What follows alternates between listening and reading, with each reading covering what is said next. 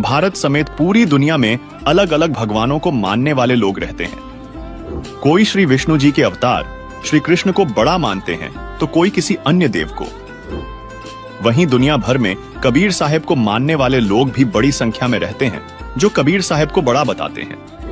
तो चलिए आज अपने इस एपिसोड में इसी से जुड़े 3 सवालों के जवाब जानते हैं और जानते हैं कि वास्तविकता में कबीर जी बड़े हैं या श्री कृष्ण। सवाल नंबर 1, क्या हिंदू धर्मगुरुओं कथावाचकों का श्री कृष्ण उर्फ श्री विष्णु को अविनाशी बताना, श्री ब्रह्मा, श्री विष्णु तथा श्री शिव को अजर अमर बताना, इन्हीं तीनों देवताओं की पूजा करने को कहना तथा यह कहना कि इनके कोई माता पिता नहीं है, आदि सही है?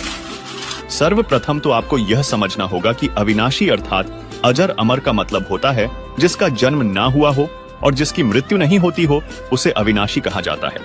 और हम सभी जानते हैं कि श्री कृष्ण जी का जन्म माता देवकी के गर्भ से हुआ, जिसका प्रमाण हमें भागवत पुराण यानी सुधा सागर में मिलता है।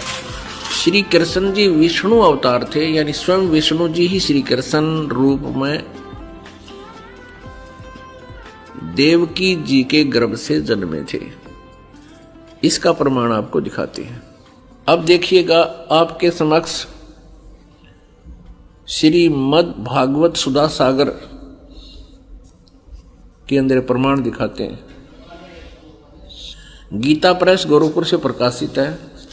सचित्र श्री भागवत सुधा सागर, भगवान वेद व्यास कृत श्रीमद् भागवत 12 स्कंदों की सरल हिंदी व्याख्या श्लोकांक सहित सुख सागर, गीता प्रेस गोरखपुर से प्रकाशित है। इसके मुद्रक एवं प्रकाशक हैं गीता प्रेस गोरखपुर। इसके पृष्ठ नंबर 549 पे 549 पृष्ठ नंबर पर दिखाते हैं। ये देखिएगा, 10वां स्कंद अध्याय 3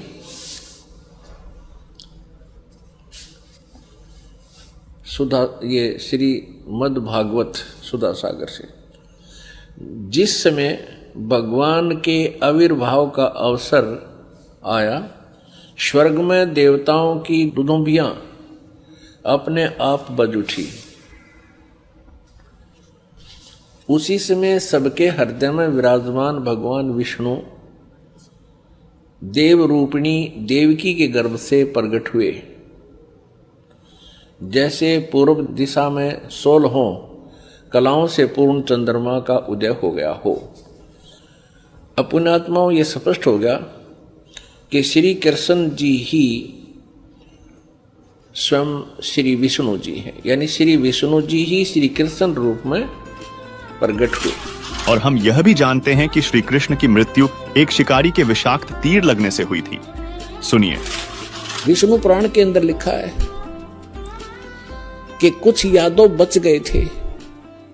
श्री कृष्ण जी फिर गए, अपने वहां से नगर से बाहर निकले। उसने उस घास को पाड़ा। उसमें यह लिखा कि वो मूसल बन गए, मूसल। उन मूसलों से शेष बचे हुए यादवों को खुद श्री कृष्ण जी ने मारा, कतिनाश कर दिया। और आप जाकर लेट गया प्रभास क्षेत्र में एक वृक्ष के नीचे। भगवान श्री कृष्ण के पैर में पद्म, एक चमकीला पदार्थ, जैसे हमारे तिल हो जाते हैं, मुछ हो जाते हैं, ऐसा उनके पैर में जन्म से ही एक पद्म था। वो रात्रि में ऐसे चमकता था जैसे 50-100 वाट का बल्लभ चस्याग्रह जगह, और दिन के अंदर भी उसकी चमक सी बनी रहती थी। तो श्री कृष्ण जी एक वृक्ष के नीचे, सारा जब उनका नाश हो लिया, रहे खे को खुद मार कर शेष बच्चों को, और बैठ लेट गया उस वृक्ष के नीचे। पैर पे पैर रख के, पैर घुटने पर दूसरा पैर रखा हुआ था, पद्म वाला पैर ऊपर था, वो चिमक रहा था। और वृक्ष की जो चारों तरफ जो टहनियां थी झुकी हुई थी, झुरमट सी बनी हुई थी। और वो शिकारी जिसने उस कढ़ाई के कड़े का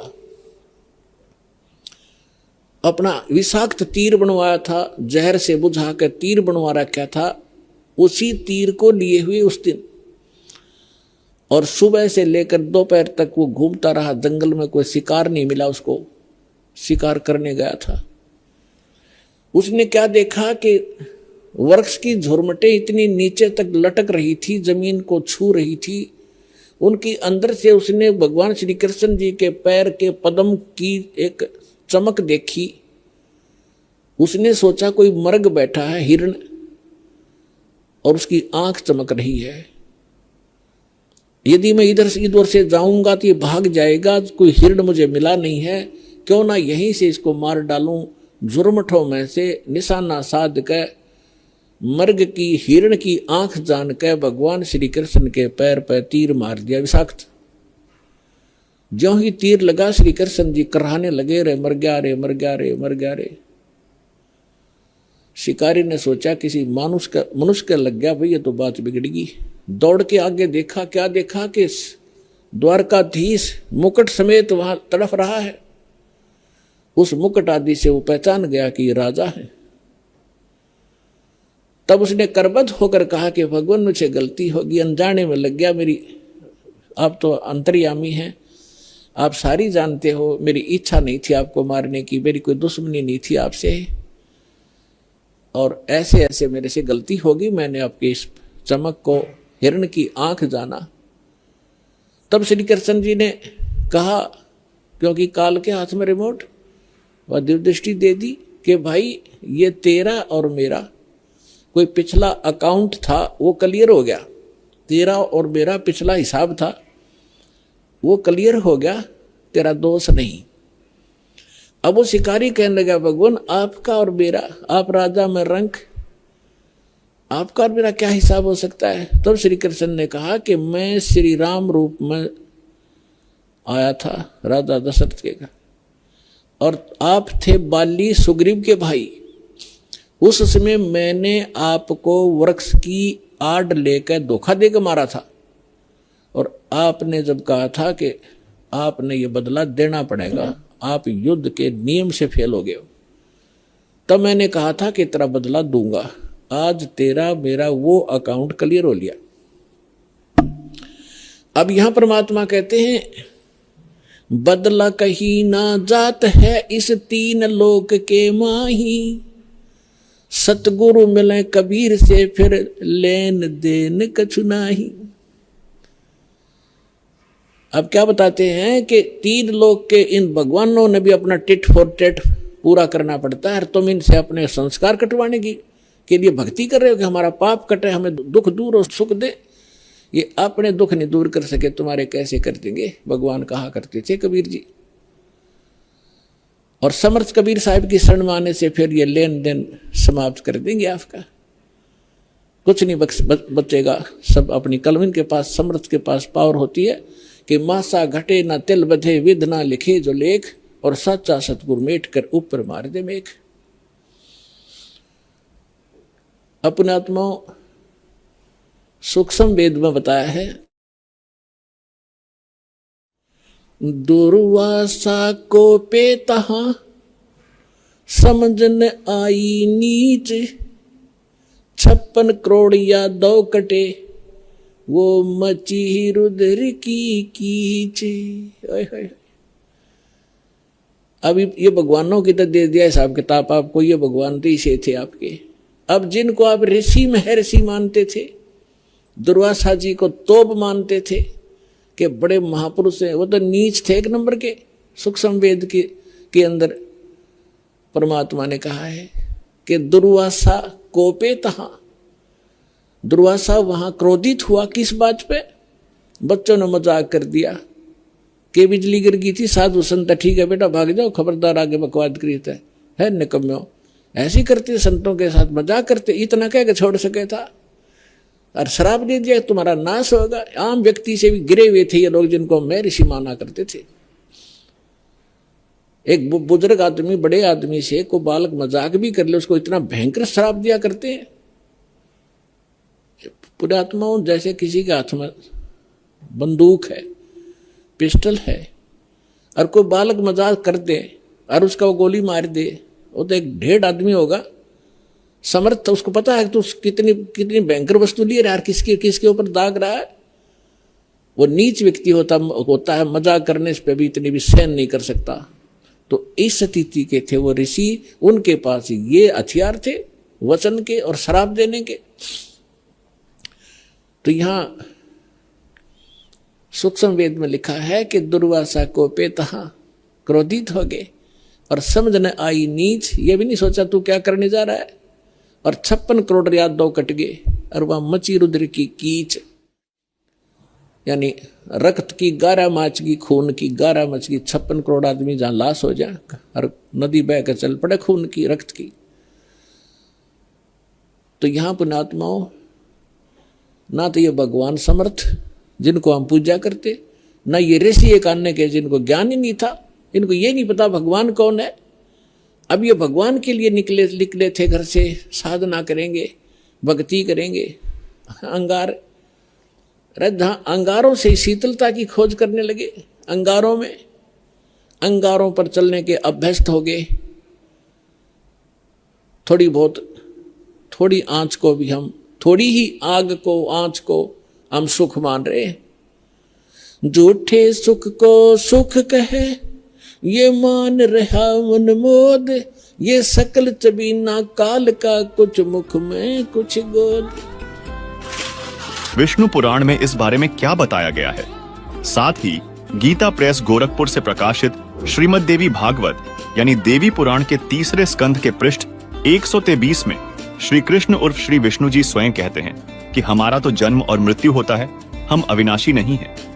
देखिए, ब्रह्मा जी, विष्णु जी, शिव जी ये नासवान है, इनकी जन्म मृत्यु होती है, ये भी इस जन्म मृत्यु के दीर्घ रोग से ग्रस्त है। तो ये तक कुनीन है। अब थोड़ी सी बूरा खिलाते हैं, अब थोड़ा सा शुगर खिलाते हैं आपको, और शुगर के साथ ये कुनीन आसानी से गले उतर जाएगी। जिन सदग्रंथों को पवित्र हिंदू धर्म शिरोधार्य मानता है, उन्हीं सदग्रंथों में यानी इन भगवानों की जीवनी में ये विद्यमान है। अब देखिएगा श्रीमद् देवी भागवत, सचित्र मोटा टाइप, केवल हिंदी, गीता प्रेस गोरखपुर से प्रकाशित है। ये इसके संपादक कौन हैं? हनुमान प्रसाद पोदार, चिमनलाल गोस्वामी। प्रकाशक एवं मुद्रक हैं गीता प्रेस गोरखपुर, गोविंद भवन कार्यालय, कोलकाता का संस्थान। इसके 123 पृष्ठ पर देखिएगा।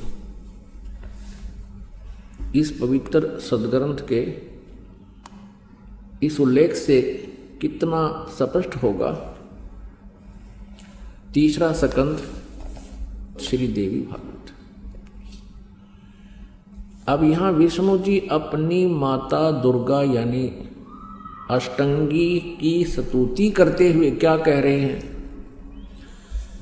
तुम शुद्ध स्वरूपा हो, ये सारा संसार तुम ही से उद्भासित हो रहा है। मैं ब्रह्मा और शंकर, हम सभी तुम्हारी कृपा से विद्यमान हैं। हमारा आविर्भाव और तिरोभाव हुआ करता है। हमारा तो आविर्भाव माने जन्म और तिरोभाव माने मृत्यु हुआ करता है। केवल तुम ही नित्य हो, जगत जननी हो, प्रकृति और सनातनी देवी हो। ये प्रकृति शब्द याद रखना है, दुर्गा को कहते हैं प्रकृति भी। जो श्रीमद् भगवत गीता जी अध्याय नंबर 14 के श्लोक नंबर 3, 4, 5 में ये प्रकृति शब्द वहाँ इस दुर्गा के लिए ही है कि प्रकृति से उत्पन्न तीनों गुण, रजगुण, ब्रह्मा, सतगुण, विष्णु, तमगुण, शिव जी। तो यहाँ स्पष्ट हो गया कि ब्रह्मा, विष्णु और शंकर यानी शिव जी, इनकी जन्म और मृत्यु होती है। भगवान शंकर बोले, देवी यदि महाभाग विष्णु तुम्ही से प्रकट हुए हैं तो उनके बाद उत्पन्न होने वाले ब्रह्मा भी तुम्हारे बालक हुए, यानी से सिद्ध है दुर्गा से इनका जन्म हुआ है। फिर मैं तमोगुणी लीला करने वाला शंकर क्या तुम्हारी संतान नहीं हुआ? अर्थात मुझे भी उत्पन्न करने वाली तुम ही हो शिवे। संपूर्ण संसार की सृष्टि करने में तुम बड़ी चतुर हो। इस संसार की सृष्टि स्थिति और संहार में तुम्हारे गुण सदा समर्थ हैं। उन्हीं तीनों गुणों से उत्पन्न हम यानी ब्रह्मा विष्णु एवं शंकर नियमानुसार कार्य में तत्पर रहते हैं। तीनों गुणों रजगुण सतगुण तमगुण, रजगुण ब्रह्मा जी, सतगुण विष्णु जी, तमगुण शंकर जी, ये भी सिद्ध हो गया। हमारे पवित्र सदग्रंथ जो इनकी जीवनी है भगवानों की, उस जीवनी में स्पष्ट है कि ये नाशवान है, ये स्वयं स्वीकार करते हैं हमारा जन्म मृत्यु होता है, हम अविनाशी नहीं हैं। जिससे निम्न बातें सिद्ध होती हैं। पहली, श्री कृष्ण उर्फ श्री विष्णु, श्री ब्रह्मा तथा श्री शिव जी अजर अमर अविनाशी नहीं हैं, बल्कि इनका जन्म मृत्यु होता है, यानी ये नाशवान है। दूसरी, ये तीनों देवता केवल नियमानुसार कार्य ही कर सकते हैं, किसी के प्रारब्ध में परिवर्तन नहीं कर सकते। तीसरी, श्री ब्रह्मा, श्री विष्णु तथा श्री शिव की माता दुर्गा है। चलिए इनके पिता के विषय में जानते हैं। अब इनका पिता कौन है, क्योंकि माता वाला कंसेप्ट तो क्लियर हो गया। अब इनका पिता कौन है, ब्रह्मा विष्णु और शिव का, ये काल रूपी ब्रह्म है। इसके लिए भी आपको थोड़ा सा कंसेप्ट क्लियर करते हैं। अब देखिएगा श्री शिव पुराण, गीता प्रेस गोरखपुर से प्रकाशित है। श्री संक्षिप्त श्री शिव पुराण, सचित्र मोटा टाइप, केवल हिंदी, संपादक हनुमान प्रसाद पोदार और प्रकाशक में मुद्रक हैं गीता प्रेस गोरखपुर, गोविंद भवन कार्यालय कोलकाता का संस्थान। इसके 98वें पृष्ठ से हम पढ़ेंगे। ये रुद्र संहिता संक्षिप्त शिवपुराण 98 पृष्ठ, 98वें पृष्ठ पे, यहां देखिएगा नीचे। अपने पुत्र नारद की यह बात सुनकर लोक पितामह ब्रह्मा वहां इस प्रकार बोले। ये अध्याय 5 समाप्त हुआ रुद्र संहिता का। 6ठे अध्याय में ब्रह्मा जी ने कहा, ब्रह्मन देव शिरोमणे, तुम सदा समस्त जगत के उपकार में ही लगे रहते हो। तुमने लोगों के हित की कामना से बहुत उत्तम बात पूछी है। जिसमें समस्त चराचर जगत नष्ट हो गया था, सर्वत्र केवल अंधकार ही अंधकार था, बस उस समय तत्सद ब्रह्म, उस समय तत्सद ब्रह्म, इस श्रुति में जो सत सुना जाता है एकमात्र वही शेष था। ये आपने 99 पृष्ठ पर पढ़ा। अब 100 पृष्ठ पर देखते हैं। ये 100 पृष्ठ पे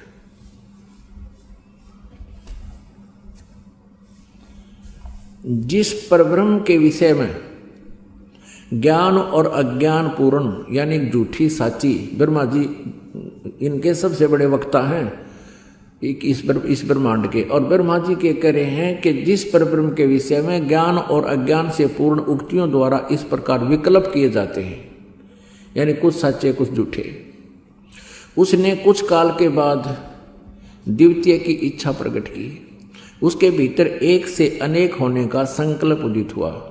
तब उस निराकार परमात्मा ने अपनी लीला शक्ति से अपने लिए मूर्ति की कल्पना की।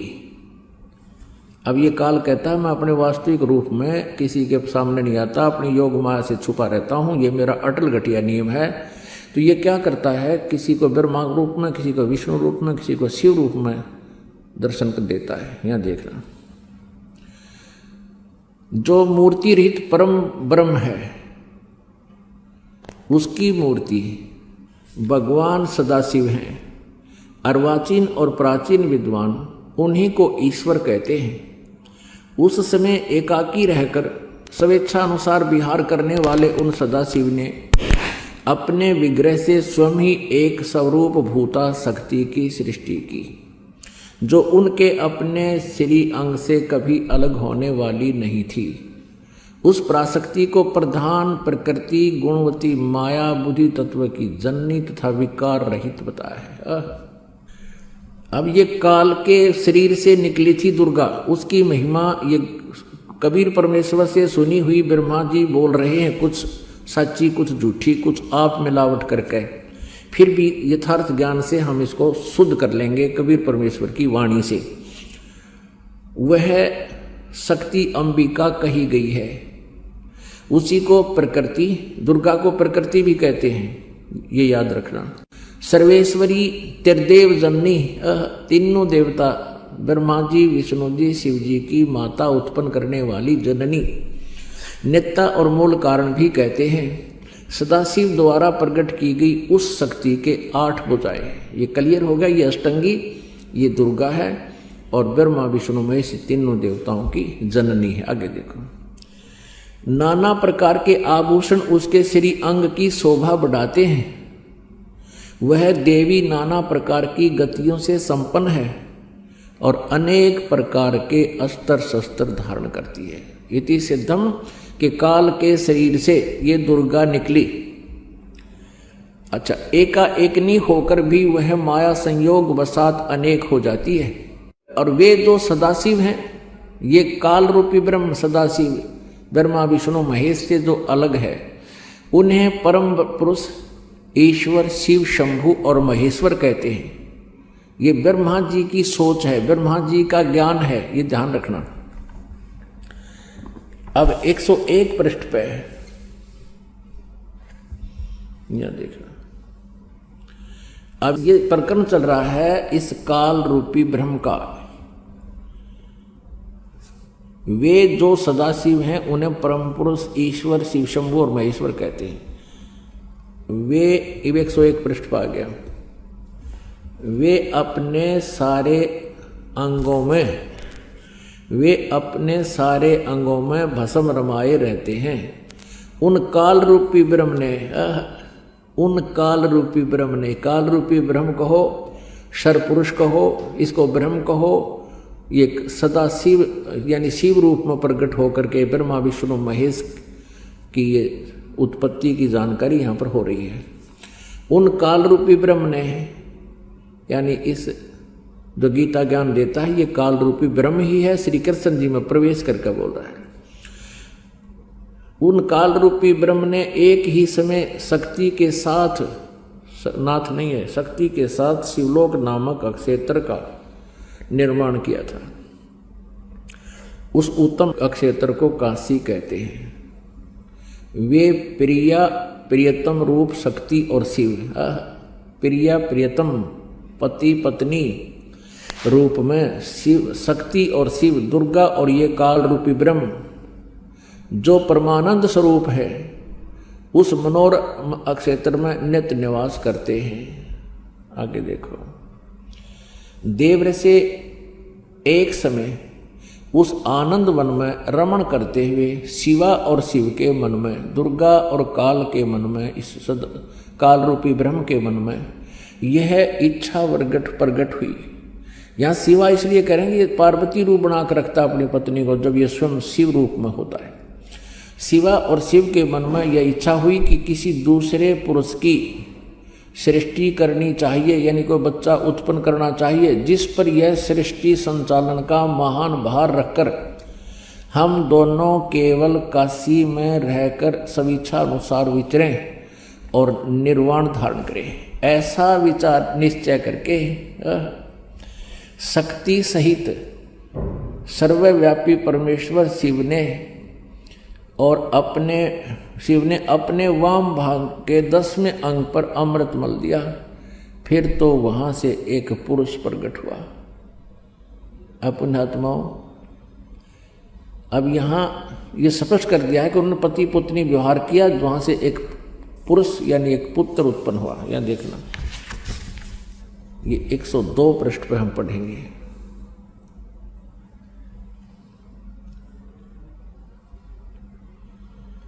शिव ने कहा, वत्स, वो उत्पन्न हुए पुत्र को ये काल कहता है, सदा शिव भी कहो, इसको काल रूपी ब्रह्म को, क्योंकि ये शिव रूप में वहां प्रगट है, खड़ा है।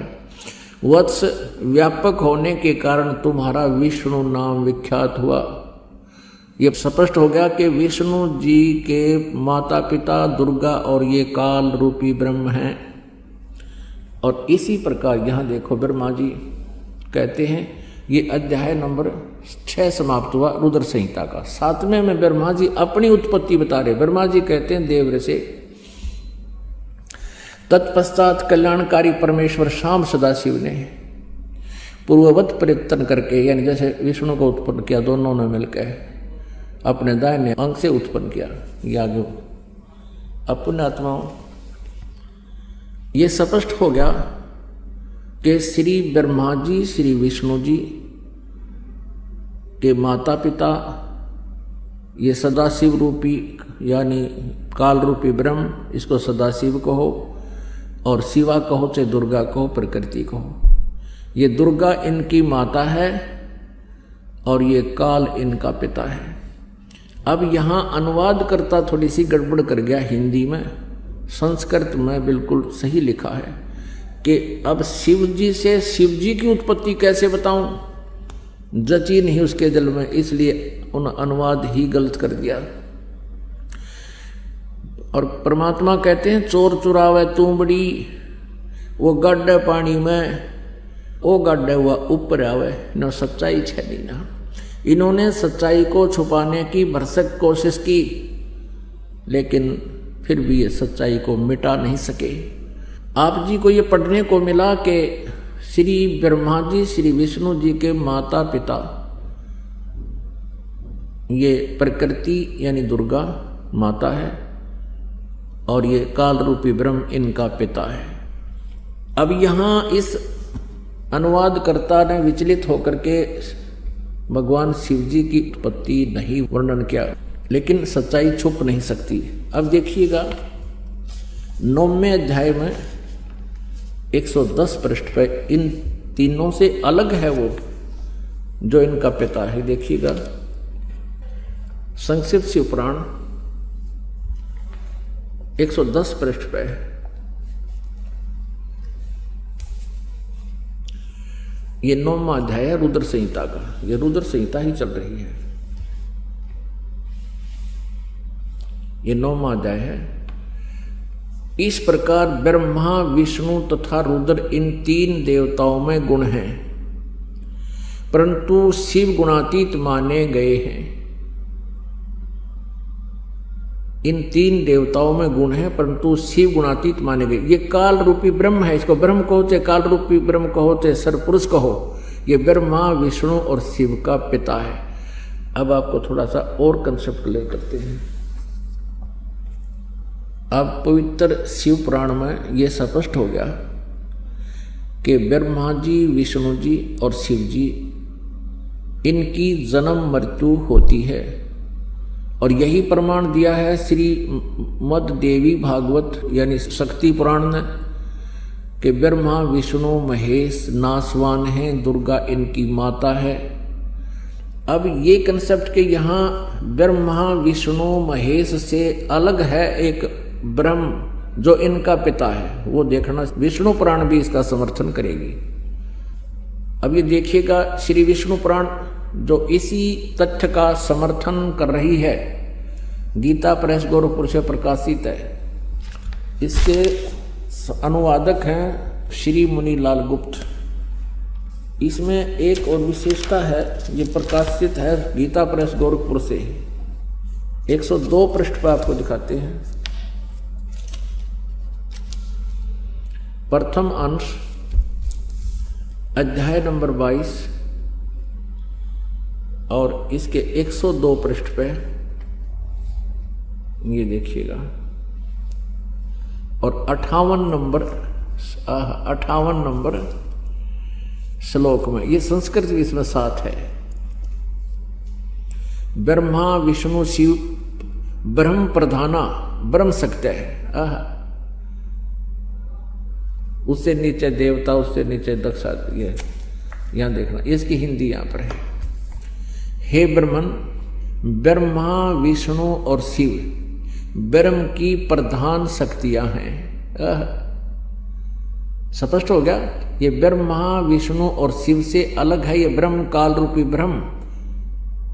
अब इतना ही कंसेप्ट हमने यहां क्लियर करना था। अब पुण्यात्मा एक शब्द एक सेंटेंस, एक वाक्य दास ने कहा था कि श्री ब्रह्मा जी, श्री विष्णु जी, श्री शिव जी, इनकी भी जन्म मृत्यु होती है, इनको भी ये दीर्घ रोग लगा हुआ है। तो ये तो थी कुनीन। अब इतनी सी कुनीन को गले उतारने के लिए ये ढेर सारी शुगर खुआनी पड़ी, क्योंकि शुगर तो आप खा ही रहे हो, इन सदग्रंथों को तो आप पढ़ ही रहे थे और इनको मान भी रहे हो, ये अच्छी हैं, सत्य हैं। तो इस प्रकार ये कुनीन अंदर जाके आपके इस अज्ञान का भी नाश करेगी, यानी ये तत्व ज्ञान है। जिससे यह स्पष्ट होता है कि हिंदू धर्म गुरुओं कथावाचकों को अपने शास्त्रों का ज्ञान नहीं है और इनके द्वारा श्री कृष्ण उर्फ श्री विष्णु को अविनाशी बताना, श्री ब्रह्मा, श्री विष्णु तथा श्री शिव को अजर अमर बताना गलत है। सवाल नंबर 2, परमात्मा को अजन्मा, अजर अमर कहते हैं। उपरोक्त प्रमाणों यह तो सिद्ध हुआ कि श्री ब्रह्मा, श्री विष्णु तथा श्री शंकर तीनों नाशवान हैं। फिर अविनाशी परमात्मा कौन है तथा परमात्मा एक है या अनेक? हम किस समर्थ परमात्मा की भक्ति करें? जिस तरह हम प्रधानमंत्री, मंत्री, मुख्यमंत्री, कलेक्टर, तहसीलदार आदि सभी को साहब कहते हैं, क्योंकि ये अपने अपने स्तर के साहब हैं, जबकि वास्तव में देश का सर्वोच्च साहब तो राष्ट्रपति ही होता है। इसी तरह ब्रह्मा, विष्णु, शिव, दुर्गा, काल ब्रह्म समेत 33 करोड़ देवता भी अपने अपने स्तर के साहब यानी भगवान हैं। लेकिन वास्तव में जिसे हम परमात्मा कह सकते हैं वह तो एक ही अविनाशी भगवान है, और उस समर्थ भगवान का नाम है कबीरदेव अर्थात कबीर साहिब, जिसका प्रमाण वेदों में भी दिया गया है। देखिए उस परमात्मा के विषय में वेदों में क्या कहा गया है।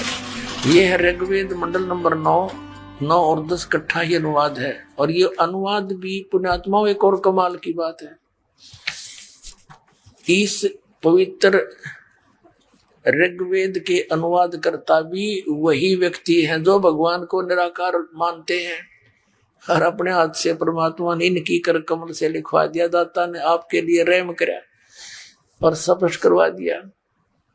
ये आर्य समाज महर्षि दयानंद सरस्वती द्वारा आर्य समाज की स्थापना हुई, और महर्षि दयानंद के ही चेलों ने और महर्षि दयानंद ने वेदों का अनुवाद कर रखा, और महर्षि दयानंद और उसके अनुयायी परमात्मा को निराकार मानते हैं, वो किसी अवतार को भी नहीं मानते, और अपने कर कमलों से लिखा हुआ है वो परमात्मा के राजा के समान देखने जोगा है, ऊपर के लोक में रहता है।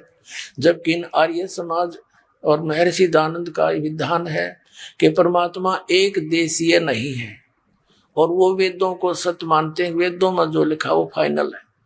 तो ये दास अनुवाद करता इनका, वो तो करना ही है और कर भी रखा दास ने, लेकिन किससे का नहीं जच्चा हो। आपको तो चलो यकीन हो जाता है, क्योंकि आप तो परमात्मा के बच्चे हो, इतने प्रमाण देखकर मानोगे कि ये दास जो बोल रहा है सारी सच्ची है।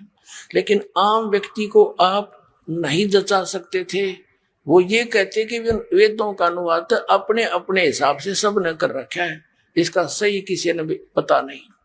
अब यह भी गुंजाइश ना छोड़ी कि उन्हीं के कर कमलों से लिखा हुआ है और हम उसको मानते परमात्मा साकार, वेदों में अनुवाद उन्हीं का किया हुआ है और सच्चाई है।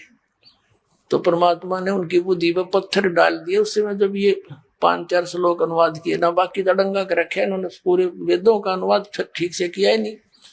ये आपके लिए मेहर की दाता ने, नहीं तो कहा आपके गुरुजी ने संस्कृत आती नहीं, वो कहे कि वेदों का अनुवाद करेगा, बेकार रहा तुम्हें। अब इन इंजीनियरा पे करवा दिया अनुवाद इसका, इन शास्त्रीय प्रकाशक हैं सार्वदेशिक आर्य प्रतिनिधि सभा, महर्षि दयानंद भवन, रामलीला मैदान, नई दिल्ली। ये इनके फोन और फैक्स नंबर है। मुद्रक है Prince offset printers, 1510 Pataudi house, Daryaganj, नई दिल्ली। ये देखिएगा ऋग्वेद मंडल नंबर 9 और सूक्त 86, इसका मंत्र नंबर 26।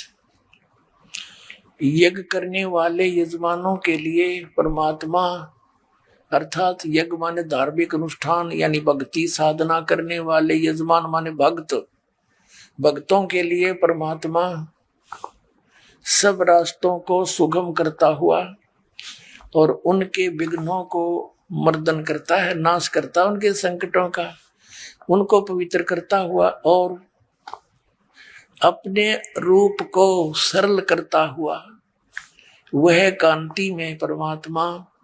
इन्होंने यहाँ कबीर का अर्थ सर्वज्ञ कर दिया, ये लिखना था वो कबीर देव। अब ये कंसेप्ट क्लियर करना पड़ेगा यहाँ पर, क्योंकि परमात्मा कहते हैं नौमन सूत उलझिया, इन्होंने नौमन सूत उलझा रखा है।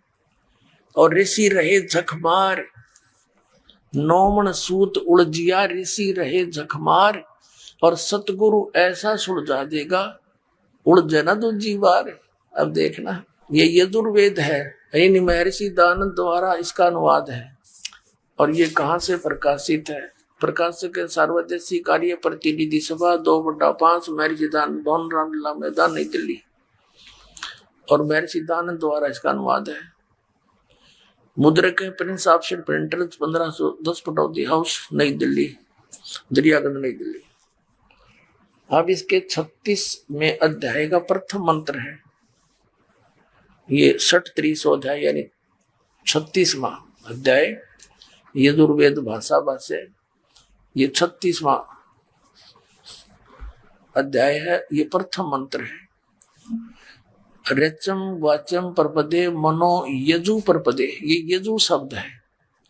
ये यजु शब्द है, एक दो अपसर्ग लगा रखे हैं इसके, इसका यहाँ अनुवाद है इसी में महर्षि दानंद ने किया है। यजु माने यजुर्वेद, बिल्कुल सही है, क्योंकि यजुर्वेद की महिमा लिखी जा रही थी, बोली जा रही है, तो यजु लिखा है। यजु का अर्थ अंडरस्टूड है कि यजुर्वेद के बारे में जानकारी है।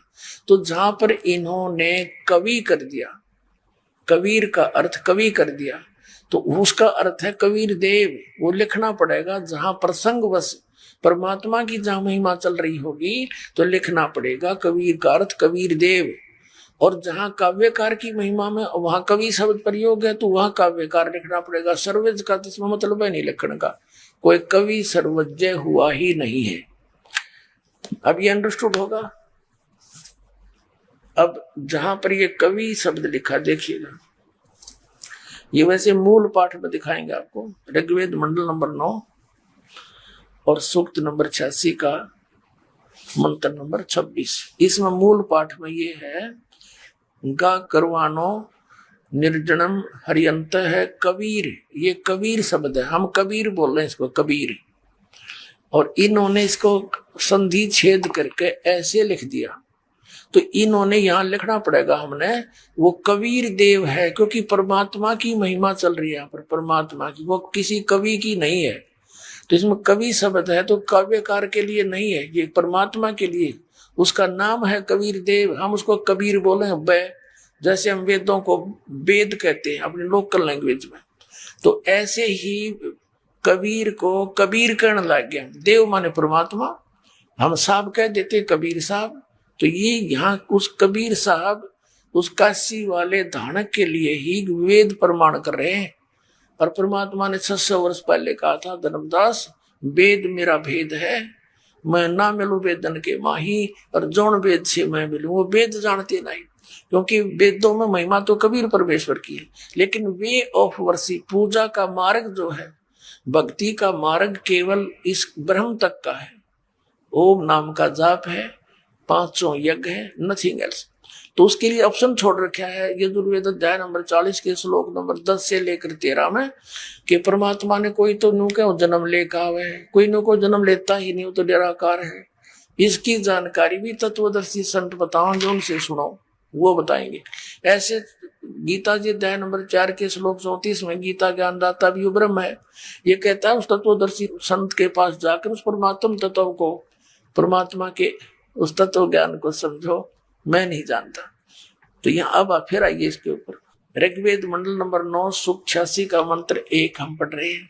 अब हम यहाँ आगे कि अपने रूप को सरल करता हुआ वह कांति में परमात्मा कबीर देव लिखना पड़ेगा। यहाँ कबीर देव यानी कबीर साहब विद्युत के समान क्रीड़ा करता हुआ वर्णीय पुरुष को प्राप्त होता है। वर्णीय माने यानी श्रेष्ठ, अच्छी आत्मा को मिलता है। उसका उद्देश्य वो कहाँ रहता है? ऋग्वेद मंडल नंबर 9 सूक्त 86 का मंत्र 27 में है। वो प्रकाश पुंज परमात्मा, जो परमात्मा ध्युलोक के तीसरे पृष्ठ पर विराजमान है, वहां रहता है तीसरे पृष्ठ पर। अब जैसे पवित्र बाइबल ने यही बताया कि 6 दिन में सृष्टि रचका, 7वें दिन तख्त पर जा बैठा। यही प्रमाण कुरान शरीफ ने दिया, यही पवित्र वेद बता रहे हैं। आगे दिखाते वह परमात्मा ध्युलोक के तीसरे पृष्ठ पर, यानी सतलोक की भी 3 डिवीजन है। जैसे दिल्ली हमारा राजधानी है, लेकिन एक बाह्य दिल्ली है, एक फिर अन्य सराउंडिंग बाजार वगैरह है, फिर एक राजधानी है। ऐसे उस तीसरे स्थान पर परमात्मा की राजधानी है, बाकी उसकी सृष्टि वहां पर अलग से। अब हम देखते हैं, आपको वो परमात्मा वहां बैठा ही स्पष्ट हो गया, तीसरे धाम पर, तीसरे पृष्ठ पर विराजमान। अब देखना ऋग्वेद मंडल नंबर 9 सूक्त 82 और मंत्र नंबर 1 में, जो सर्व उत्पादक प्रभु यानी सबकी उत्पत्ति करने वाला परमात्मा, प्रकाश रूप, सद्गुणों की वृष्टि करने वाला, पापों का नाश करने वाला, हरण करने वाला, वह राजा के समान। अब देखो 269 पर पढ़ रहे हैं हम, आगे 270 पर चलेंगे।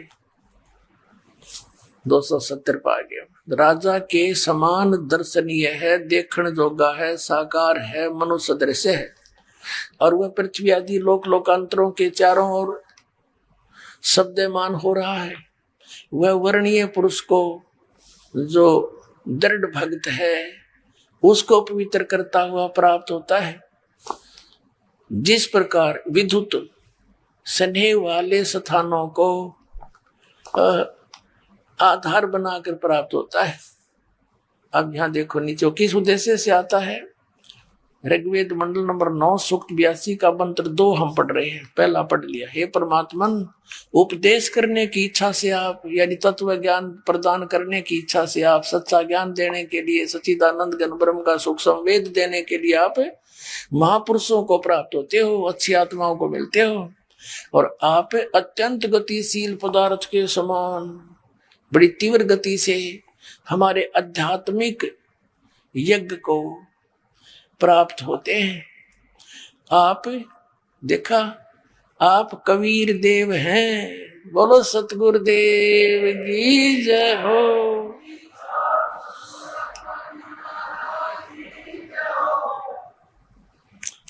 आप कबीर देव हैं, कबीर साहब हैं, शुद्ध स्वरूप हैं। हमारे पापों को दूर करके हे अमर परमात्मा, आप हमको सुख दे। अपना आत्माओं, अब क्या सिद्ध हुआ कि परमात्मा मनुष्य सदृश है, और जैसा कि पवित्र बाइबल ने, पवित्र कुरान शरीफ ने बताया, ऐसे ही पवित्र वेदों ने बताया कि वो परमात्मा ध्युलोक के तीसरे पृष्ठ पर, यानी ऊपर तेजो में, ध्युलोक माने तेजो में, लोक में वो परमात्मा विराजमान है, और मनुष्य सदृश है, राजा के समान दर्शनीय है, वहां से चलकर आता है, अच्छी आत्माओं को मिलता है। तो ये लीला करी किसने है? परमेश्वर कबीर साहब ने, काशी वाले दानक परमात्मा ने, काशी वाले जुल्हाए ने की। तो who is God? Kabir is God. अपना तुम ये कंसेप्ट क्लियर हुआ, परमात्मा सह शरीर है। और पवित्र गुरु ग्रंथ साहिब के अंदर भी प्रमाण है कि परमात्मा मनुष्य सदृश है, वो साकार है, और उसका नाम कबीर है। 721 पृष्ठ पर लिखा है कि एक अर्ज गुप्तम पेश तोदर कून करतार, हक्का कबीर करीम तू बे परवरदिगार है। कौन करतार शब्द स्वरूपी राम है। हक्का कबीर माने तू सत कबीर, अविनाशी कबीर, तो परवरदिगार है। प्रश्न नंबर 24 पे लिखा है गुरु ग्रंथ साहिब के अंदर, फाई सूरत मनुखी वेश, ए ठगवाड़ा ठगी देश, खरा सियाना बहुता भारी, धानक रूप रहा करतार। काशी में परमात्मा को देखकर नानक साहिब ने कहा था। अपना ये तो कंसेप्ट क्लियर हो गया कि कबीर इज गॉड।